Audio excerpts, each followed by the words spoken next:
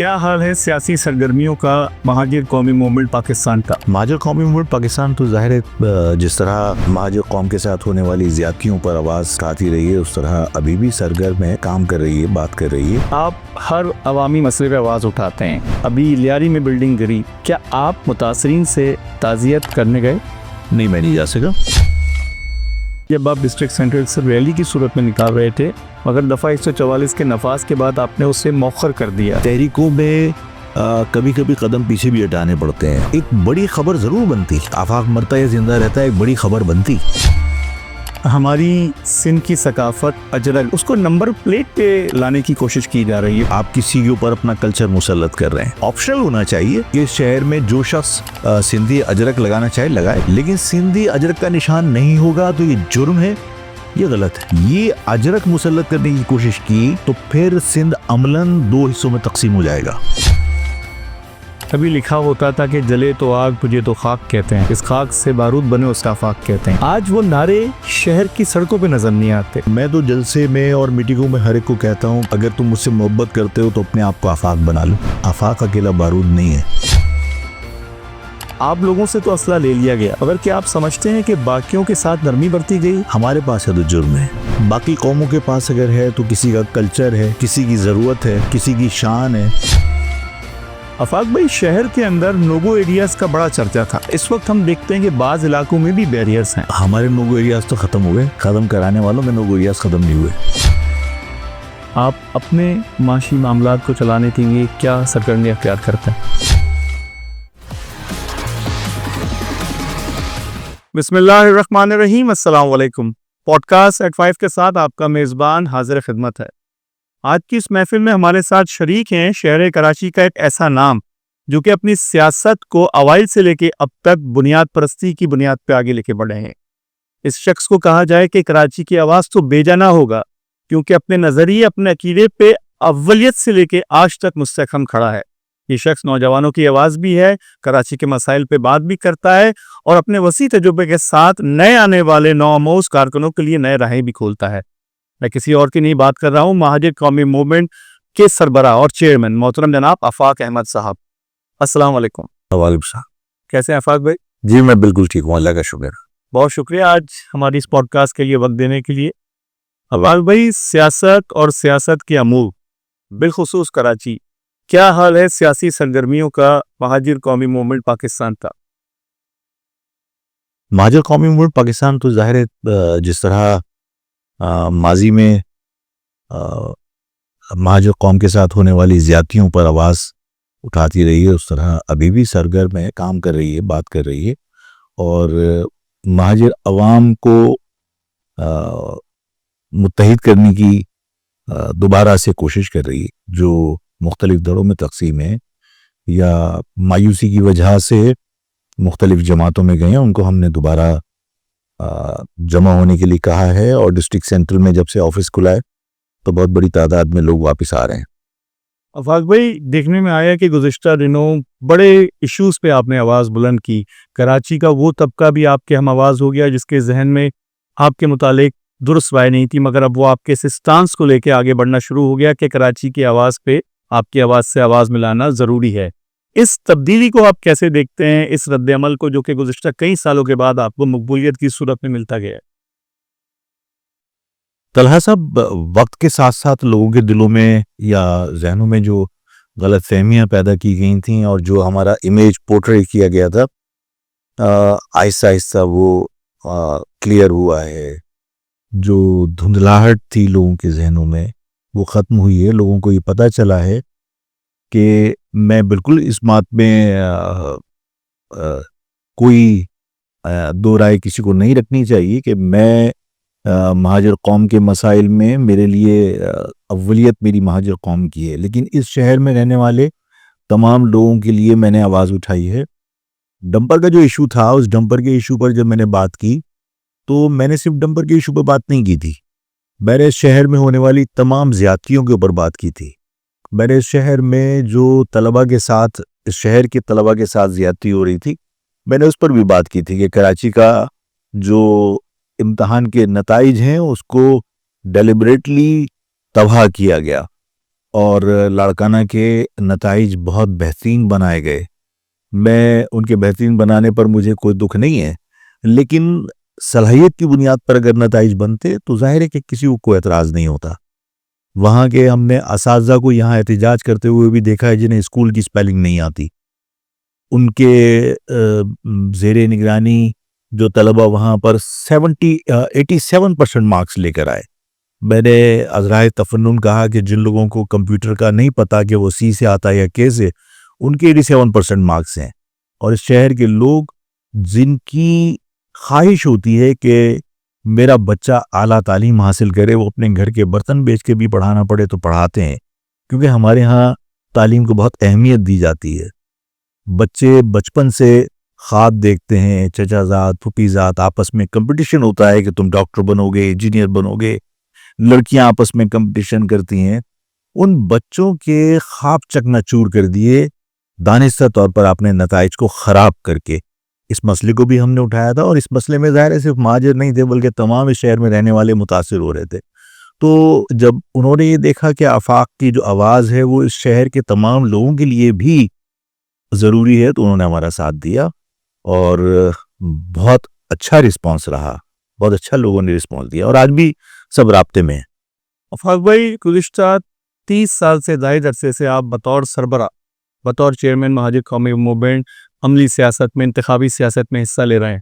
اس بات کی کیا وجہ ہے کہ سن 2002 کے بعد آپ کو اسمبلی میں جانے کی مطلوبہ اکثریت یا کامیابی نہیں مل سکی؟ آپ کی ایوانوں میں نمائندگی اس سیٹوں کے بعد نہیں آ سکی جو کہ 2002 میں قومی اسمبلی کی سیٹ محمد علی خان صاحب اور صوبائی اسمبلی میں یونس خان صاحب تھے، اور اقبال محمد علی خان صاحب غالباً آپ کے اس وقت اس کے رکن تھے قومی اسمبلی کے. میرے خیال ہے اس وقت بھی وہ ہمیں انڈر اسٹیمیٹ کر رہے تھے، اور انہوں نے ہماری سیٹ روکنے کے لیے کوئی سیریس ایفرٹس نہیں کی تھیں ہماری، اور وہ دھوکے سے مطلب نکل گئی، اس لیے کہ وہ ہمیں انڈر اسٹیمیٹ کر رہے تھے. لوگوں کے ووٹ کا ان کو اندازہ نہیں تھا، اور اس کے بعد پھر ہمیں خمیازہ بھگتنا پڑا کہ 2002 کے الیکشن کے اندر کامیابی حاصل کرنے کے بعد، اور جو سیٹیں ہم حاصل نہیں کر سکے کامیابی کی صورت میں، وہاں ہم نے سائزیبل نمبر آف ووٹس ہم نے سیکیور کیے اپنے علاقوں میں جہاں سے ہم جیت نہیں سکے تھے. تو پبلک کی وہ سپورٹ دیکھ کر اس کے بعد پھر ہمارے خلاف آپریشن ہوا 2002 میں، اور ظاہر ہے کہ بغیر کسی وجہ کے ہمارے کارکنان، ہمارے گھر کے لوگ، بشمول میں خود برساہ برس جیل میں رہا، اور 8.5 سال بے گناہ ہم نے جیل میں کاٹے، صرف اس وجہ سے کہ الطاف صاحب کی فرمائش پر اور خواہش پر کہ انہوں نے کبھی ہمیں پولیٹیکل تھریٹ نہیں سمجھا تھا. وہ ایک جنون لیڈرشپ نہیں ہمیں سمجھ پا رہے تھے، اور وہ یہ ہمیں سمجھ رہے تھے کہ ہم ایک مخالف گروپ ہیں. لیکن جب ہم نے پولیٹیکلی میچورنس کا مظاہرہ کیا، لوگوں نے ہماری بات کو سمجھا اور ہمیں ووٹ دیے، تو پھر انہوں نے ہمیں سیریس لیا. اور اس کے بعد سے الیکشن کے نتائج تو ظاہر ہے آپ کو پتہ ہے کہ اسٹیبلشمنٹ دفاتر میں بیٹھ کے بناتی ہے، اور اوپنلی اس مرتبہ تو انہوں نے کنسیڈ کیا کہ ہاں ہم نے الیکشن کے نتائج بنائے ہیں، اور پوری دنیا نے الیکشن کے نتائج کو مسترد کیا. تو جب الیکشن کے نتائج اسٹیبلشمنٹ خود بیٹھ کے بنائے تو ظاہر ہے کہ جو ان کی بلو آئیڈ ہیں وہی ان کے حق میں نتائج نکلیں گے، ہمارے حق میں تو نہیں نکل سکتے. اب بھی آپ نے ذکر کیا بلو آئیڈ کا، اسٹیبلشمنٹ کا اور انتخابی نتائج کا. یہ بات ہے 2002 کے بعد کی. 1992 سے لے کے 2002 تک کہتے ہیں کہ دست شفقت آپ پہ بھی تھا، شہر میں آپ کا بھی راج ہوا کرتا تھا، آپ کی بھی بڑی سٹریک مانی جاتی تھی. کیا اس بات میں کوئی صداقت ہے کہ اس وقت آپ بھی بلو آئیڈ تھے اور آپ کے بھی بڑا دست شفقت، دست کرم ہوا کرتا تھا؟ اچھا، میں نے کہا تھا کہ مطلب یہ بچوں کی کہانیاں ہو گئی اب 92 کی پرانی، تو مطلب بار بار وضاحت کرتے ہوئے تھوڑا سا آدمی نا اریٹیٹ ہوتا ہے کہ یار کب تک وضاحت کروں گا. ایسا نہیں ہے. اور 92 میں تو اسٹیبلشمنٹ نے ہماری پیٹھ میں چھرا گھونپا تھا، پولیٹیکلی ہمیں ڈیمیج کیا تھا. جو مومنٹم اس شہر کا، میری نہیں پورے شہر کے لوگوں کی پیٹھ میں چھرا گھونپا تھا، اس لیے کہ مومنٹم جو بنا ہوا تھا یہاں فوج بھیج کر عظیم بھائی کی ریکویسٹ کے اوپر، کیونکہ عظیم بھائی اس وقت پارٹی کے چیئرمین تھے، اور انہوں نے ریکویسٹ کی، ہیرلڈ میں وہ ٹیلی گرام چھپا ہے، پبلش ہوا ہے. ان کی ریکویسٹ کے اوپر دوپہر 3:30 بجے فوج کے ٹرکس آئے ہیں، اور جو مومنٹم ایک بن گیا تھا اس شہر میں، وہ سب بریک کر دیا. تو اس کا نقصان ہوا، ہمیں فائدہ نہیں ہوا. ہم تو ہمیشہ اس پر شکوہ کرتے ہیں کہ مطلب ہمارے ساتھ زیادتی ہوئی ہے. افاق بھائی، 1987-88 سے لے کے آج 2025 تک قریباً 38-37 سال کا عرصہ. جو مہاجر بچہ اس وقت 10, 12, 13, 14 سال کا تھا، آج قریباً 50 سال کی عمر کو پہنچ گیا. مہاجر حقوق کے نام پہ یہ جدوجہد شروع کی گئی. اس کی داغ بل آپ نے بھی ڈالی، پہلا یونٹ لاندھی میں آپ نے بھی کھولا، APMSO کو بھی آپ نے پروان چڑھایا. لیکن آج کا مہاجر بچہ جو اس وقت بڑھاپے کی حدود میں داخل ہو چکا ہے، اپنے مسائل کو جو کہ تو دیکھتا ہے، اس کا ذمہ دار کون ہے؟ طارق صاحب، ایک بات میں آپ کو سمجھانا چاہتا ہوں، بلکہ آپ کے توسط سے. ظاہر ہے کہ آپ میڈیا کے آدمی ہیں. آپ جو بات میں آپ سے کر رہا ہوں، ظاہر ہے کہ آپ نے آگے اپنی نشریات میں یا جو آپ کا چینل ہے اس کے ذریعے اپنے عوام تک پہنچانا ہے. یہی ظاہر ہے آپ کا پروفیشن ہے، تو اس کا فائدہ اٹھا کے میں بتانا چاہتا ہوں. اگر مسئلہ حل نہیں ہو پا رہا تو سرنڈر بھی نہیں کیا جا سکتا. غلط کو غلط کہنا بھی جہاد ہی ہے. اگر میں یہ سوچ کر کے میرے بار بار کہنے سے غلط کو ہم نہیں روک پا رہے یا کسی زیادتی کو نہیں روک پا رہے، اور ہم یہ کہیں کہ ہم نے 50 سال جدوجہد کی لیکن مسائل وہیں کے وہیں ہیں، تو ان زیادتیوں کو میں نے انصاف کا نام تو نہیں دیا. میں نے ہمیشہ ان زیادتیوں کو زیادتی کہا ہے. میں اگر ان زیادتیوں کو ختم نہیں کر سکا تو میں اس زیادتیوں کا حصہ نہیں بنا خاموش رہ کر. اور ہم سب کو مایوسی کا شکار ہونے کی بجائے جو ناانصافیاں، جو زیادتیاں ہیں، میں اگر اس کو طاقت سے نہیں روک سکتا تو کم سے کم اس کے خلاف میں آواز بلند کرتا رہوں، دنیا کو بتاتا رہوں کہ یہ غلط ہو رہا ہے. مثال کے طور پر یہ شہر کے لوگ وفاق کو جو ہم ریونیو کلیکٹ کر کے دیتے ہیں، دیر اباؤٹ 67% میں دے رہا ہوں، یہ شہر دے رہا ہے. اس صوبے کا جو SRB کے ذریعے آپ جو ریونیو جنریٹ کرتے ہیں اس کا 90% میں دے رہا ہوں. میں اگر یہ کہوں کہ NFC ایوارڈ میں آبادی کے تناسب سے صوبہ اپنا حصہ لے رہا ہے تو اس میں تو کوئی شک و شبہ نہیں ہے نا. جب آپ NFC ایوارڈ میں آبادی کے تناسب سے اپنا حصہ لے رہے ہیں تو کراچی کی آبادی آپ سرکاری اعداد و شمار میں 2,03,00,000 شو کرتے ہیں. مان لی میں کہتا ہوں یہ 4 کروڑ کا شہر ہے، لیکن سرکاری اعداد و شمار مان لیے 2,03,00,000 بھی نہیں، آپ 2 کروڑ تصور کر لیجئے. 5.5 کروڑ سندھ کی آبادی سرکاری اعداد و شمار میں ہے جو ایگزیجریٹ کی ہوئی ہے، بڑھا کی بتائیے. میں کہتا ہوں اس کو مزید بڑھا لو، 6 کروڑ کر لو. اس 6 کروڑ میں اگر 2 کروڑ صرف کراچی ہے تو کراچی کا حصہ 33.9% بنا. اگر 33 بجٹ میں سے آپ اس کراچی کے اوپر لگائیے تو یہ کراچی پورے ملک کو نہ صرف معاشی طور پر مستحکم کر سکتا ہے بلکہ جو آپ کے اوپر قرضے ہیں وہ بھی ادا کر سکتا ہے. آپ نے اس کا انفراسٹرکچر تباہ کر دیا. اگر 34 کھرب کے بجٹ میں سے 34 کھرب 51 ارب روپے کا بجٹ ہے، نیئر اباؤٹ 34 کھرب 51 ارب روپے کا بجٹ ہے، اس 34 کھرب 51 ارب کو اگر 33.3% آپ کیجئے، ادھر میں نے 9 کہا تھا، 33.3%، ایک تہائی، تو یہ بنتا تقریباً کوئی 11 کھرب 50 ارب روپیہ. کیا 11 کھرب 50 ارب روپے کراچی پہ لگنے کا تصور کر سکتے ہیں آپ؟ اگر یہ زیادتی آپ کر رہے ہیں اور میں یہ کہتا رہوں کہ تم میرے ساتھ زیادتی کر رہے ہو تو کم از کم میں ظلم کے ساتھ نہیں کھڑا ہوا بلکہ ظلم کی نشاندہی کر رہا ہوں اور ظلم کے خلاف بات کر رہا ہوں. جو لوگ فارم 47 کی پیداوار ہیں، جو اس غصے میں ہیں کہ عوام نے انہیں ووٹ نہیں ڈالا اور انہیں پکڑ کے فارم 47 بنوانے پڑے، تو اب وہ ان کی غلامی کر رہے ہیں، عوام کی نمائندگی نہیں کر رہے. ورنہ اس شہر میں آپ کو جو K4 جو ہماری لائف لائن ہے، جو ہمارے ہاں پانی پینے کو نہیں ہے، ہر تیسرے گھر میں بورنگ ہو رہی ہے. اگر اس K4 کو آپ کمپلیٹ کر لیں تو اس شہر کو پانی مل سکتا ہے. K4 کو مکمل کرنے کے لیے 150 ارب روپیہ ابھی بھی درکار ہے. وفاق نے 3.2 ارب روپے رکھ کر آپ کا مذاق اڑایا ہے اور آپ اس وفاقی گورنمنٹ سے چمٹے ہوئے ہیں. آپ کو لجی اختیار کر لینی چاہیے تھی کہ یار میرے شہر کے لیے تم پیسے نہیں دے سکتے. آپ بجٹ پاس کرانا ہے تو میں آپ کو ووٹ ڈال رہا ہوں. آپ کو سینٹ کے اندر الیکشن کے اندر سپورٹ کرنی ہو تو ہم ووٹ ڈال رہے ہیں. آپ کو کانفیڈنس نو کانفیڈنس میں ووٹ چاہیے تو ہم دے رہے ہیں.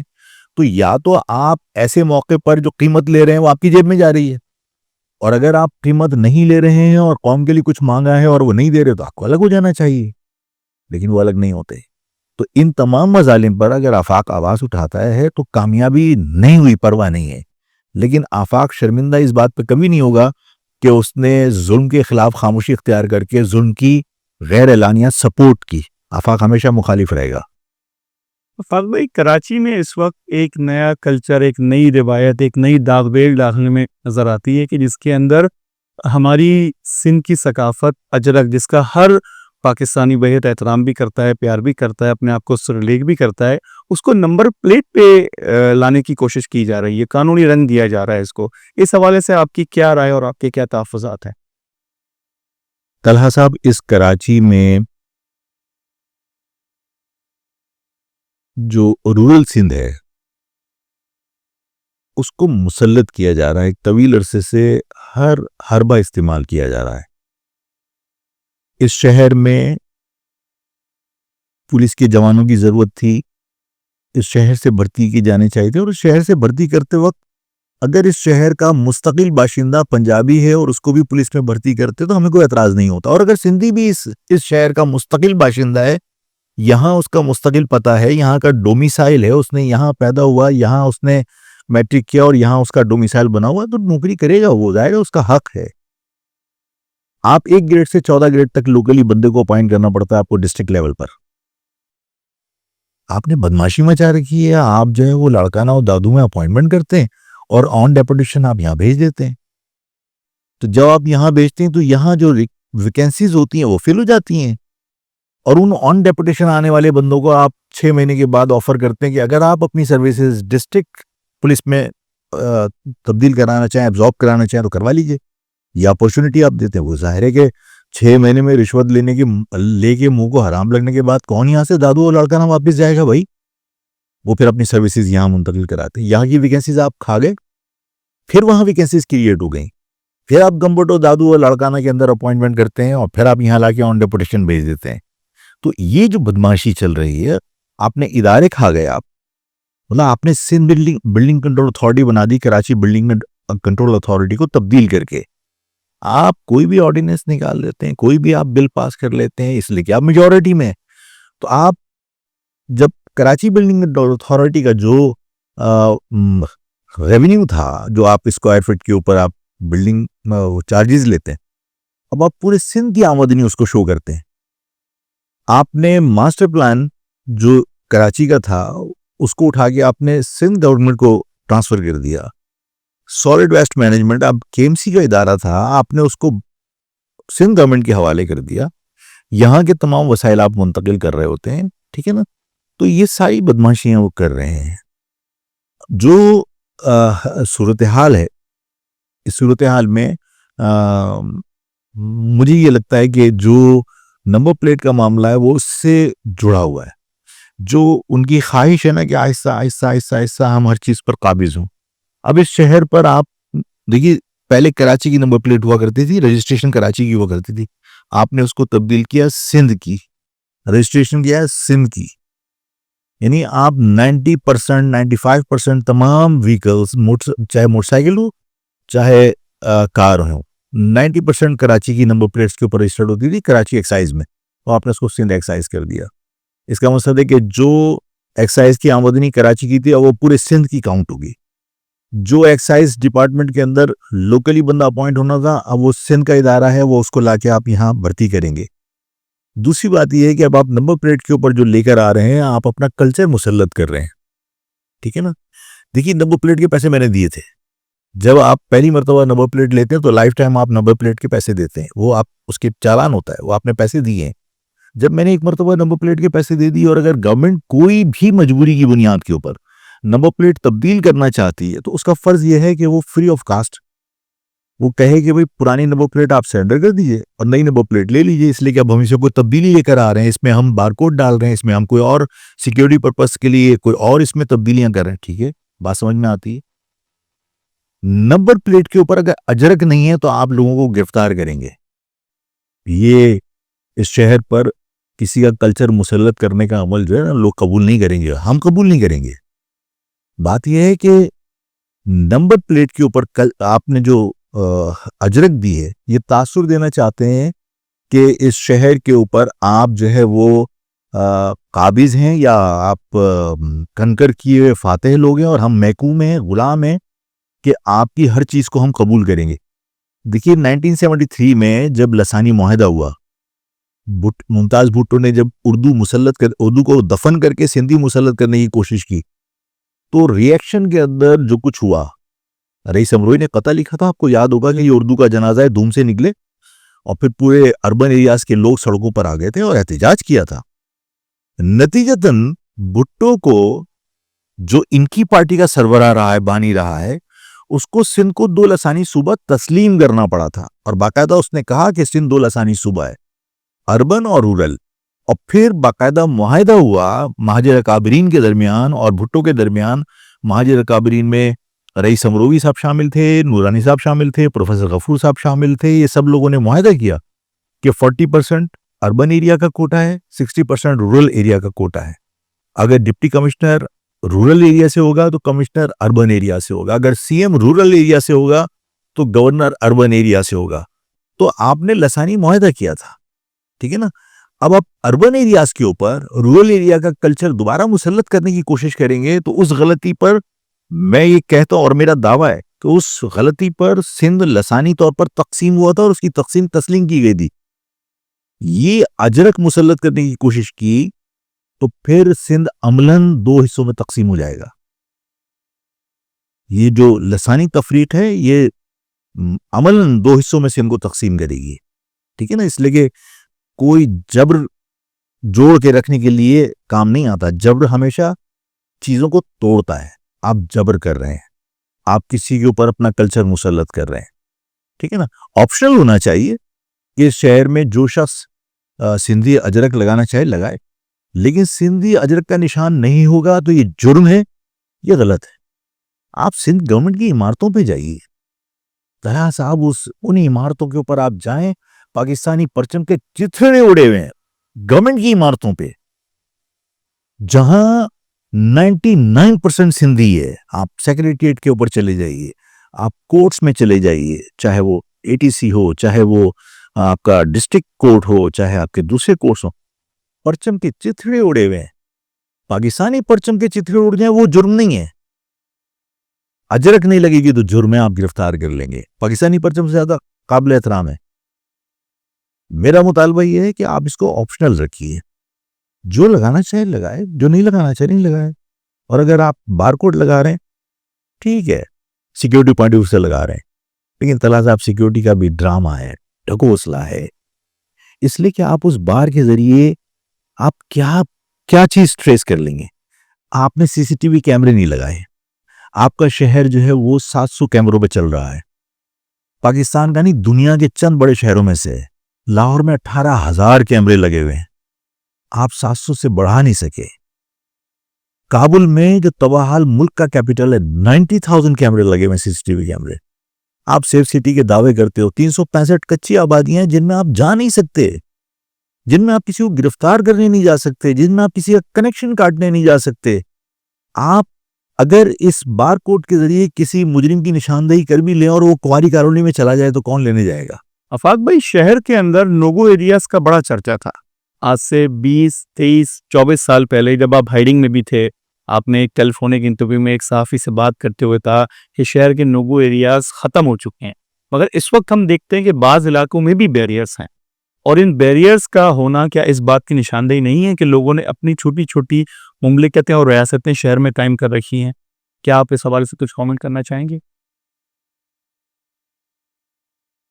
ہمارے نوگو ایریاز تو ختم ہو گئے، ختم کرانے والوں کے نوگو ایریاز ختم نہیں ہوئے۔ اس شہر کو اگر آپ اپنے تجربے سے دیکھتے ہیں تو آج کراچی کا نوجوان آپ کے مطابق فوڈ پانڈا میں کام کرتا ہے، محنت مزدوری کرتا ہے، لیکن اس کے باوجود غلط راستہ اختیار نہیں کرتا۔ کیا آپ کو ایسا نہیں لگتا کہ شہر میں آنے والا انفلکس بیشتر ان لوگوں کا ہے کہ جو کہ شہر میں آ کے غیر قانونی کاموں میں بھی ملوث ہوتے ہیں اور شہر کا تشخص اور شہر کی ثقافت اور روایت کو بھی مجروح کرتے نظر آتے ہیں؟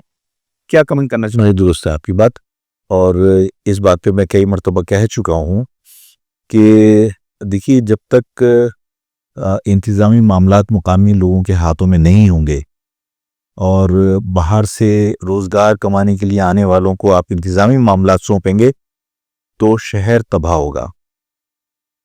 آج بھی شہر کی تباہی کی وجہ یہی ہے کہ یہاں پر انتظامی معاملات جو ہے وہ مقامی لوگوں کے ہاتھ میں نہیں ہیں۔ یہ شہر مہاجر ڈومینیٹڈ شہر تھا، ہے، اور ایک طویل عرصے سے یہ کوششیں کی جاتی رہیں جو اب تو بہت زیادہ اس میں کامیابی حاصل ہو چکی ہے، ہماری اسٹیبلشمنٹ کو بھی، ہمارے دوسرے زبان بولنے والے لوگوں کو بھی، کہ انتظامی معاملات اب کسی اور کے ہاتھ میں ہیں، غیروں کے ہاتھ میں ہیں، جو شہر کے اندر صرف روزگار کمانے کے لیے آئے تھے۔ جب ایسے لوگ آتے ہیں جن کا شہر میں انٹرسٹ نہیں ہوتا، جن کے آبائی علاقے موجود ہوتے ہیں اور جن کا شہر میں رکنا اس کا مقصد صرف کمانا ہوتا ہے، تو پھر وہ شہر کی ڈیولپمنٹ پہ کام نہیں کرتے، شہر کے پیس پر کام نہیں کرتے، وہ شہر کا جو جو ہماری جو جغرافیائی جو تبدیلیاں آ رہی ہیں شہر میں، کہ آپ کچی آبادیاں جو بناتے چلے جا رہے ہیں، تو اس کی ان کو پرواہ نہیں ہوتی، اس شہر کی جو شکل تبدیل ہو رہی ہے اس کی انہیں پرواہ نہیں ہوتی، تو ظاہر شہر تباہ ہوتا ہے۔ میں ہمیشہ کہتا رہا ہوں کہ انتظامی معاملات مقامی لوگوں کے ہاتھ میں ہونے چاہیے۔ جو کرائم ریٹ ہے اس کی وجہ بھی یہی ہے کہ یہاں پر پولیس میں اقربا پروری ہے، جو ادارے جو انویسٹیگیٹ کرتے ہیں ان میں اقربا پروری ہے، زبان کی بنیاد پر وہ یہاں جرائم کرنے والے لوگوں کو سپورٹ کر رہے ہوتے ہیں، اور بعض جگہ آپ کے بس میں بھی نہیں ہوتا کہ آپ انہیں گرفتار کر سکیں۔ اس کی وجہ ہے کہ ان کا یہاں ریکارڈ ہی موجود نہیں ہوتا۔ میرا خیال ہے پاکستان میں اللیگل جو لوگ رہ رہے ہیں وہ سب سے زیادہ کراچی میں رہ رہے ہیں، سب سے زیادہ کراچی میں رہتے ہیں۔ یعنی افغانی ممکن ہے کہ کسی اور شہر میں تمام شہروں کی بھی تعداد ملا لیں تو وہ کراچی سے زیادہ نہیں ہوگا۔ کراچی میں اتنا افغانی رہتا ہے جس کا یہاں کوئی ریکارڈ نہیں ہے۔ جب وہ لوگ جرائم کرتے ہیں تو آپ سی سی ٹی وی کیمرے سے آپ کوئی ریکارڈنگ نکال کے نادرا سے ہیلپ لے کے آپ گرفتار کرنا چاہیں بھی تو کیسے گرفتار کر سکتے ہیں؟ اس کا تو ریکارڈ ہی نادرا میں نہیں ہے۔ تو بالکل آپ درست کہہ رہے ہیں کہ یہاں پر کیونکہ باہر کے لوگ آتے ہیں اور وہ یہاں کے جرائم کرتے ہیں، ان کا ریکارڈ یہاں موجود نہیں ہے، اور انتظامیہ غیر مقامی ہے، مقامی نہیں ہے، اس وجہ سے ان کو سپورٹ ملتی ہے۔ افاق بھائی، گزشتہ چند مہینوں میں آپ کی بڑی سیاسی سرگرمی، بڑی عوامی اجتماعات سے خطاب اور لوگوں سے میل جول دیکھنے میں آیا۔ اسی سلسلے کی ایک کڑی جب آپ ڈسٹرکٹ سینٹرل سے ریلی کی صورت میں نکال رہے تھے، مگر دفعہ 144 کے نفاذ کے بعد آپ نے اسے مؤخر کر دیا۔ بہت لوگوں نے آپ پہ تنقید بھی کی، لیکن آپ اپنے فیصلے پہ قائم رہے۔ کیا آپ سمجھتے ہیں کہ آپ کو ایک مزید سیاسی قوت اور اجتماع کو بڑھانے کے لیے اگر آپ اس ریلی کو بڑھا کے آگے لے جاتے تو شاید آپ آج مزید طاقتور ہو جاتے؟ اپنے اس فیصلے کو آج دانشمندانہ فیصلہ سمجھتے ہیں؟ نہیں، دیکھیے، اگر کوئی ہمیں لمبی تحریک چلانی ہے تو ہمیں کوشش یہی کرنی چاہیے کہ ہم تحمل کے ساتھ اور کسی تصادم سے بچ کے معاملات چلائیں۔ 12 تاریخ کو تصادم سر پہ رکھا ہوا تھا، اور ہمیں جو ہمارے خفیہ ادارے ہیں ان کی بھی ہمیں سرگرمیوں کا علم تھا کہ وہ ہماری ریلی کو روکنا چاہتے ہیں، اور اس کے لیے وہ انسانی جانوں سے اگر کوئی کھیلنا چاہے تو اس کو روکنے کے لیے کوئی تیار نہیں تھا۔ ہماری ریلی سے 2 دن پہلے، کیونکہ میں نے یہ کہا تھا کہ میں پاور ہاؤس چورنگی سے جوائن کروں گا لوگوں کو، تو پاور ہاؤس چورنگی پہ باقاعدہ متحدہ کے لوگوں کے ذریعے وہاں پہ ڈمپر جلوائے گئے، اور طلحہ صاحب جب ڈمپر جلے اور مجھے لوگوں نے فون کر کے کہا وہاں 7 آدمی جہاں باق ہو گئے، 8 آدمی جہاں باق ہو گئے، تو میرے ساتھ فیصل بھائی بیٹھے تھے. میں بہت مجھے تکلیف تھی اور میں نے کہا کہ ہمیں وہاں جانا چاہیے. تو ہم بس نکلنے والے تھے، تو جو ڈسٹرکٹ سینٹرل کو اس وقت دیکھ رہے ہیں، تمام معاملات کو لک آفٹر کر رہے ہیں، انہوں نے مجھے فون کر کے کہا کہ آفاق بھائی ایسے ایسے اطلاع ہے. تو میں نے ان سے کہا کہ ہاں میں نکل رہا ہوں. انہوں نے کہا آپ نکلی گا نہیں، پہلے میں لوگوں کو بھیج کے معلوم کروں گا ہوا کیا ہے. جب وہاں انہوں نے جا کے معلوم کیا اور لوگ گئے اور انہوں نے ویڈیوز بنائی، تو وہاں متحدہ کے لوگ سرگرم تھے، اور کوئی ریکارڈ ہمیں نہیں ملا کہ جہاں کوئی خدا نخواستہ جانی نقصان ہوا ہو. ایک ویڈیو ہمیں ملی جس میں باقاعدہ ڈمپر کے آگے موٹر سائیکل پھینکی جا رہی تھی، اور وہاں پر وہ ڈمپرز جلائے گئے. اور جب وہ ویڈیوز جو ساتھی گئے تھے انہوں نے بنائی، اور ہم نے اس شہر میں ذمہ داروں کو وہ ویڈیوز دکھائیں، جن کا فرض بنتا تھا کہ وہ ان ویڈیوز کو دیکھ کر اس کا فیصلہ کرتے کہ بھئی اس میں کون لوگ ملوث ہیں. انہوں نے بڑا اسپونٹینیس ریئیکشن جو فوری طور پر دیا وہ یہ تھا، اوہ یہ تو پرانی ویڈیوز ہیں.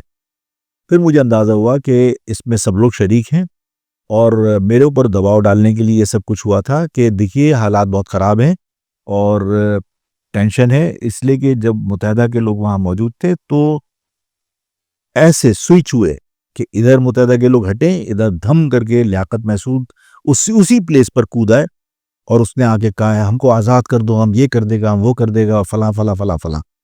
تو ایسی صورت میں انہوں نے یہ تاثر دیا کہ دیکھو بہت بڑا تصادم ہو جائے گا، آپ روکیں. میں نے کہا بھائی تصادم روکنا آپ لوگوں کی ذمہ داری ہے، جو اس شہر کے ذمہ دار ہیں. میں تو پیسفلی ایک پروٹیسٹ کرنا چاہتا ہوں کہ غلط ہو رہا ہے، اور اس میں کوئی مشکل نہیں ہونی چاہیے. تو وہاں پہ ظاہر ہے کہ مطلب 12 مئی والی صورتحال تھی، چھتوں پر ویپن لگا ہوا تھا اور ایک سیاسی جماعت کو استعمال کیا گیا. تو اگر میں اس وقت تصادم سے گریز نہیں کرتا تو ایک بڑی خبر ضرور بنتی، اور آفاق مرتا ہے زندہ رہتا ہے ایک بڑی خبر بنتی. لیکن اس کے بعد جو ہے نا وہ مہاجر قوم کے لیے اور مشکلات پیدا ہوتی ہیں. دیکھیے تحریکوں میں کبھی کبھی قدم پیچھے بھی ہٹانے پڑتے ہیں، اور یہ حکمت عملی ہم نے ظاہر ہے کہ ان لوگوں سے بھی سیکھی ہے کہ جو اس ملک کو چلاتے ہیں کہ 2 اسٹیپ فارورڈ 1 اسٹیپ بیک. اگر ہم 2 قدم کبھی آگے بڑھیں اور 1 قدم پیچھے ہٹا بھی لیا کبھی، تو پھر 2 قدم آگے بڑھائیں گے. تو ہم ہر تھوڑے عرصے کے بعد 1 قدم آگے ہی جاتے ہیں. لیکن 1 قدم پیچھے ہٹانے کا مقصد یہ نہیں ہوتا کہ آپ اپنے اسٹانس سے آپ نے دستبردار ہو گئے.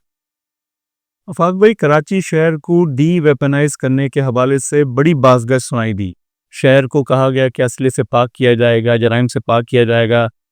آپ لوگوں سے تو اسلحہ لے لیا گیا، مگر کیا آپ سمجھتے ہیں کہ باقیوں کے ساتھ نرمی برتی گئی یا ان کے ساتھ بھی یکساں رویہ رکھا گیا؟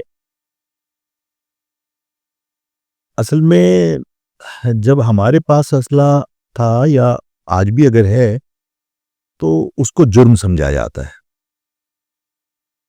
باقی قوموں کے پاس اگر ہے تو کسی کا کلچر ہے، کسی کی ضرورت ہے، کسی کی شان ہے. ہمارے پاس ہے تو جرم ہے. تو صرف ہم سے ہی ہمارے خلاف ہی آپریشن ہوا. باقی تو تمام لوگ جو ہے وہ مطلب ان کے پاس ویپن ہونا وہ جسٹیفائی کرتا ہے ان کی ضرورت کے مطابق، ان کے کلچر کے مطابق، ان کی شان کے مطابق. تو یہ صورتحال ہے. کراچی شہر کا ایک دور وہ بھی تھا کہ ایک طرف سے آواز آتی تھی ہڑتال کی، ایک طرف سے بائیک آؤٹ کی. شہر ایک عجیب افراتفری کا شکار تھا. لوگ پریشان ہوا کرتے تھے کہ بسوں میں کیسے دفتر پہنچیں گے، گھر واپس کیسے آئیں گے. اس کے باوجود شہر کے اندر ایک لوگوں میں اطمینان ضرور تھا کہ یہاں پہ ہمارے ہی لوگ ہیں جو کہ ہمیں چلا رہے ہیں. اس وقت شہر کے اندر بظاہر امن ہے، بظاہر سکون ہے، لیکن لوگوں کے اندر مالی طور پہ بہت بے بسی اور مجبوری دیکھنے میں آ رہی ہے. لوگ اپنے معاشی حوالوں سے، اپنے سماجی رابطوں کے حوالے سے بہت پریشان نظر آتے ہیں. کیا آپ سمجھتے ہیں کہ مہاجر قومی موومنٹ ان مسائل کا کوئی حل نکال پائے گی؟ جی کوشش تو کر رہے ہیں، اور اللہ سے امید بھی ہے کہ اللہ تعالیٰ ایسے حالات پیدا کرے گا کہ ہم اپنی قوم کو دوبارہ سے متحد و منظم کر کے اور پیسفلی اپنی قوم کے مسائل حل کرنے کی کوشش میں کامیاب ہوں. اللہ سے بہت امید ہے. لیکن آپ نے جس طرح کہا کہ ماضی میں ایسا ہوتا تھا اور اب نہیں ہوتا، ماضی میں جو کچھ ہوتا تھا اس میں یعنی فنڈ بھی شامل تھا، اس میں احتجاج بھی شامل تھا، لیکن جب فنڈ ہوتا تھا تو اس فنڈ کا ہم رسید دیا کرتے تھے کہ ہم نے کیسے 100 روپے لیے ہیں، گلی گلی جا کے ہم چندہ مانگتے تھے۔ ایس بی سی اے کے اندر ہم سے پر اسکوائر فٹ جو ہے وہ پیسے لیے جاتے ہیں اور کہا جاتا ہے کہ سسٹم کے پیسے ہمیں بلاول ہاؤس پہنچانے ہیں۔ جب پوسٹنگ ہوتی ہے تو ہم 2 کروڑ روپے دے کے آئے ہیں تو بھائی ہم نے پیسے وصول کرنے تو دیں گے، تو یہ پیسہ بھتے میں کاؤنٹ نہیں ہوتا۔ ہم 100 روپے علاقے سے لیتے تھے تو وہ بھتے میں کاؤنٹ ہوتا تھا۔ اور آج بھی اگر کسی دکان سے کوئی مہاجر قوم کا یا متحدہ قومی موومنٹ کا کوئی لڑکا 100 روپے لے لے تو اے ٹی سی کی عدالت میں مقدمہ جائے گا، لیکن اس شہر میں سسٹم کے نام پر ہر ادارہ کھلے عام پیسے وصول کر رہا ہے اور اس کے اوپر بھتے کا مقدمہ نہیں بنتا۔ یہ تبدیلی ہے۔ فاق بھائی، آپ ہر عوامی مسئلے پہ آواز اٹھاتے ہیں، آپ لوگوں سے اظہار ہمدردی بھی کرتے ہیں۔ ابھی لیاری میں بلڈنگ گری، اس کے کچھ افسران کو گرفتار کیا گیا، آپ نے کہا کہ اس میں سے اردو سپیکنگ یعنی کہ مہاجر افسران کو گرفتار کیا گیا اور جو غیر مہاجر ہیں ان کو چھوٹ دی گئی ہے۔ کیا آپ اس سانحے کے متاثرین سے تعزیت کرنے گئے؟ نہیں، میں نہیں جا سکا اور باوجود نہیں جا سکا۔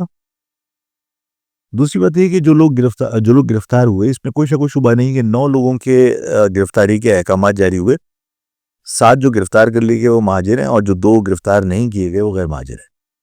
ٹھیک ہے۔ سندھ بلڈنگ کنٹرول اتھارٹی ایک الگ ادارہ ہے، سپریم کورٹ کا آرڈر ہے، اس آرڈر کے تحت جو کے ایم سی کے افسران کے ڈی اے میں سروسز کر رہے تھے آن ڈیپوٹیشن وہاں گئے ہوئے تھے، سپریم کورٹ کا حکم آیا کہ جو جس ادارے میں جس کی جاب تھی وہ اس ادارے میں واپس جائے گا اور کوئی ایک ادارے کا بندہ دوسرے ادارے میں کام نہیں کر سکتا۔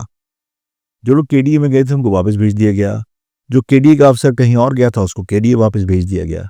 سپریم کورٹ کے اس آرڈر کے باوجود، سپریم کورٹ کے اس آرڈر کی موجودگی میں سندھ بلڈنگ کنٹرول اتھارٹی میں لیاری کی بلڈنگ گرنے کو جواز بنا کر آپ نے 7 افراد گرفتار کیے، 2 افراد غیر مہاجر جو گرفتار نہیں ہوئے، 9 افراد کی گرفتاری کے احکامات ہوئے۔ آپ نے 38 بندے بشمول 4 گریڈ کا کلرک اور پیون بھی 7 گریڈ کا، وہ بھی آپ نے ایک دوسری ادارے سے 7 ڈیولپمنٹ اتھارٹی اس کا ادارہ نہیں ہے، یعنی سندھ بلڈنگ کنٹرول اتھارٹی کا کوئی آفس اگر لاڑکانہ میں ہوتا اور آپ وہاں سے لاڑکانہ سے سندھ بلڈنگ کنٹرول اتھارٹی کا بندہ سندھ بلڈنگ کنٹرول اتھارٹی میں یہاں ٹرانسفر کر دیتے، بات سمجھ میں آتی ہے۔ ٹھیک ہے نا، اس پہ بھی ہمارا کنسرن یہ ہے کہ بھائی اس شہر میں لوگ مر گئے کیا، اس شہر کے افسران کو آپ تعینات کر دیتے اسی ادارے کے۔ آپ 38 بندے 7 ڈیولپمنٹ اتھارٹی کے لا کے آپ سندھ بلڈنگ کنٹرول اتھارٹی میں ان کے سروسز جو ہے وہ آپ منتقل کر دیتے ہیں اور ان کی یہاں جوائننگ کروا دی سپریم کورٹ کے آرڈر کے باوجود۔ تو یہ ٹوٹل یعنی تعصب پر مبنی اقدامات ہیں نا، کہ آپ جو چانس ملتا ہے اس چانس کو آپ یعنی مہاجروں کو نقصان پہنچانے کے لیے استعمال کرتے ہیں۔ آپ نے لیاری کی بلڈنگ کو جواز بنا کر 38 لوگ ٹرانسفر کر دیے 7 ڈیولپمنٹ اتھارٹی کے سپریم کورٹ کے آرڈر کے باوجود، اور آپ نے ان کو مختلف ٹاؤنز کے اندر بھیج دیا۔ اس شہر کے اندر جو لوگ موجود تھے ایس بی سی اے میں کام کر رہے تھے ان کی پوسٹنگ نہیں ہو سکتی تھی۔ آپ اس شہر کے لوگوں کو ہر طریقے سے کچلنا چاہتے ہیں اور نقصان پہنچا رہے ہیں۔ تو ظاہر ہے کہ یہ سب چیزیں آہستہ آہستہ جو بات میں نے کہی ہے کہ یہ سندھ کی تقسیم کی طرف جا رہی ہیں۔ فاق بھائی، شہر کی دیواروں پہ کبھی لکھا ہوتا تھا کہ جلے تو آگ بجھے تو خاک کہتے ہیں، اس خاک سے بارود بنے اس کا فاق کہتے ہیں۔ آج وہ نعرے شہر کی سڑکوں پہ نظر نہیں آتے، مگر کیا آپ سمجھتے ہیں کہ یہ سیاسی سپیس دوسری سیاسی جماعتوں کو دیکھ کے آپ لوگوں کا گلا گھوٹا جا رہا ہے؟ دیکھیے، جس سلوگن کی آپ نے بات کی، اگر یہ کسی کو اچھا لگتا ہے تو میں تو جلسوں میں بھی کہہ چکا کہ جو پیدا ہوا ہے وہ مرے گا، چاہے وہ الطاف صاحب ہوں، چاہے وہ آفاق ہوں، چاہے وہ خالد مقبول ہوں۔ اگر میری سوچ کسی کو اچھی لگتی ہے، اگر میں اپنے نظریے پر قائم ہوں، میں مہاجر نظریے سے منحرف نہیں ہوا، تو میں تو جلسے میں اور میٹنگوں میں ہر ایک کو کہتا ہوں کہ اگر تم مجھ سے محبت کرتے ہو تو اپنے آپ کو آفاق بنا لو. تو اگر لوگ آفاق بن جائیں تو جو سلوگن آپ ابھی دہرا رہے تھے تو پھر آفاق اکیلا بارود نہیں ہے. شہر کے اندر بہت سی سیاسی جماعتوں کے دفاتر قائم ہیں، ان کی تنظیمیں کام کر رہی ہیں ضلعی سطح پہ، وارڈز کی سطح پہ. کیا وجہ ہے کہ مہاجر قومی موومنٹ سوائے ایک مرکزی دفتر اور ایک سینٹرل کے دفتر کے اس طریقے سے یونٹوں کی سطح پہ اور زونز کی سطح پہ اور علاقائی سطح پہ دفاتر قائم کرتے نظر نہیں آ رہی، جو کہ آپ کا آئینی حق بھی ہے؟ جی ہے، مجھے دفتر کھولنے سے کسی نے منع بھی نہیں کیا، اور جہاں جہاں ممکن ہے جہاں ضرورت ہے وہاں دفتر کھولیں گے بھی. لیکن جہاں دفتر ہے اور کام چل رہا ہے تو ہر گلی میں دفتر کھولنا ضروری نہیں ہوتا. جن جماعتوں کی طرف آپ نے اشارہ کیا ہے تو ہر جگہ دفتر جو کھلے ہوئے ہیں وہ دفتر کم دکانیں زیادہ ہیں. جہاں پر قبضہ مافیا بیٹھی ہوئی ہے، جہاں پر ریکوری کے کیسز ڈیل کیے جا رہے ہیں، تو نہ میری پارٹی اس مزاج کی ہے اور نہ میں ضرورت محسوس کرتا ہوں کہ بھئی ہم جگہ جگہ دکانیں کھولیں اور وہاں پر ہم ریکوری کے معاملات اور قبضے کے پلاٹوں کے معاملات طے کریں. تنظیمی معاملات چلانے کے لیے جہاں ضرورت ہوگی وہاں ہم آفس کھول لیں گے. لیکن اگر ڈسٹرکٹ سینٹرل میں ہمارے پاس ایک آفس ہے اور وہاں سے ہمارے معاملات چل رہے ہیں، نازمات کے لوگ وہاں آ رہے ہیں، فیڈرل بیری کے لوگ آ رہے ہیں، نارتھ کراچی کے لوگ آ رہے ہیں، اور دیکھیے آفیسز کا مقصد یہ ہوتا ہے کہ پارٹی کی لیڈرشپ جو اسائن کر رہی ہے وہ اسائنمنٹ وہاں سے لیں، چلے جائیں، اسائنمنٹ مکمل کر کے آ کے رپورٹ دے دیں. آفس دکان نہیں ہوتا جس کا ہر جگہ کھلنا ضروری ہو. اور بھائی سوشل میڈیا کا دور ہے، سوشل میڈیا پہ کبھی ویڈیو آتی ہے کہ کوئی خاتون کسی ویگو والے سے، کسی ڈالے والے سے، کسی بڑی گاڑی والے سے اپنے بھائی کے لیے منت سماجت کر رہی ہے، مگر اس عورت پہ، اس کے بھائی پہ رحم نہیں کیا جاتا. جب معاملہ بڑھتا ہے تو قانون حرکت میں آتا ہے. کیا آپ کو نہیں لگتا کہ شہر کے اندر، شہر کے مستقل باشی، شہر کے مستقل رہائشی آج مظلوم و محکوم بن کے رہ گئے؟ ہے، ہر جگہ زیادتی ہے، لیکن اس سوشل میڈیا نے بہت اویئرنیس پیدا کی ہے. بہت ساری چیزیں جو آپ کا الیکٹرانک میڈیا اور جو پرنٹ میڈیا ہے اس پر لوگ جو مالکان ہیں، اگر صحافی چاہے بھی کہ وہ اس شہر میں ہونے والی زیادتی کو اپنے چینل یا اپنے اخبار کے ذریعے وہ اجاگر کرے تو مالکان کی پالیسی نہیں ہوتی. اس لیے کہ حکومت کی بدعنوانیوں اور حکومت کی اقربا پروری کو اگر کوئی ایکسپوز کرے تو ظاہر حکومت تو ان کو اشتہارات دیتی ہے، وہ اشتہارات بند ہو جاتے ہیں، جس کی وجہ سے الیکٹرانک اور پرنٹ میڈیا بہت محتاط رہتا ہے اور زیادہ تر وہ حکومت کے فیور میں بات کرتا ہے اور حکومت کی غلطیوں کی نشاندہی کرتے میں گریز کرتا ہے. لیکن سوشل میڈیا وہ کافی حد تک آزاد ہے، اور جو پیکا آیا وہ آیا بھی سوشل میڈیا کے لیے اسپیشلی، وہ کوئی الیکٹرانک اور پرنٹ میڈیا کے لیے نہیں، کیونکہ الیکٹرانک اور پرنٹ میڈیا کی اسٹرنگس تو آپ ایڈورٹیزمنٹ کے ذریعے ہلا سکتے ہیں.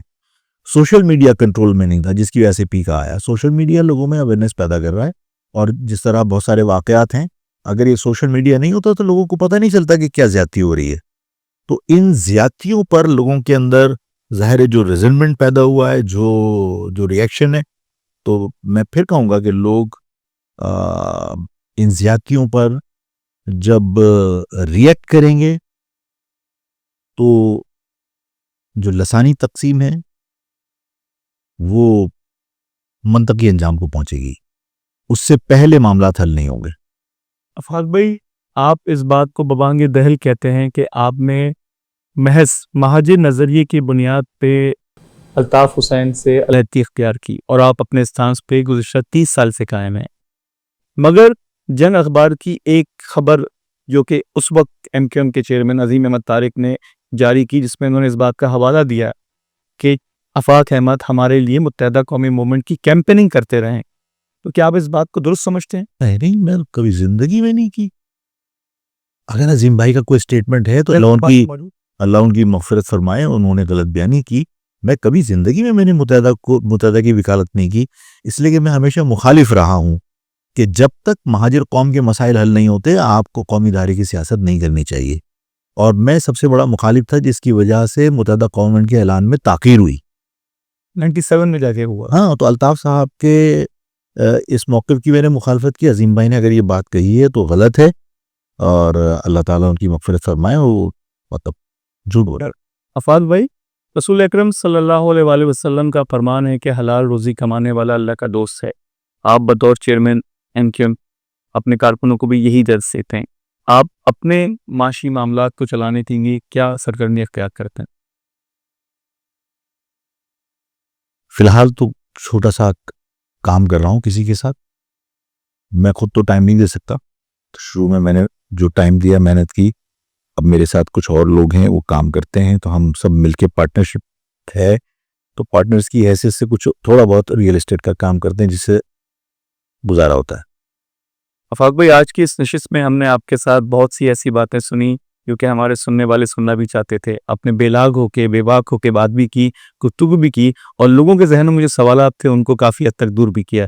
ہم آپ کے بے حد شکر گزار ہیں آپ کا وقت دینے کے لیے، اور ہم آپ سے دوبارہ درخواست کریں گے کہ ہمیں دوبارہ ایک دفعہ مدعو کیجیے گا تاکہ ہم آپ سے مزید باتیں کریں۔ ہم اپنے تمام سننے والوں کا بھی شکریہ ادا کرتے ہیں جو کہ اس تمام شو کے دوران ہمارے ساتھ رہے، اور ہم درخواست کرتے ہیں کہ ہمیں اپنے فیڈ بیک کے لیے ہمارے یوٹیوب چینل podcast@5 پہ ضرور رابطہ کریں۔ اپنے میزبان طلحہ انور کو اجازت دیں اس درخواست کے ساتھ کہ پاکستان کی تعمیر و ترقی کی خاطر اپنا ہر کردار ادا کرتے رہیں، اپنے تمام وسائل بروپیل لائیں اور اس ملک کو ترقی کی انتہا تک لے جائیں۔ اپنا اور پاکستان کا خیال رکھیں۔ اللہ حافظ۔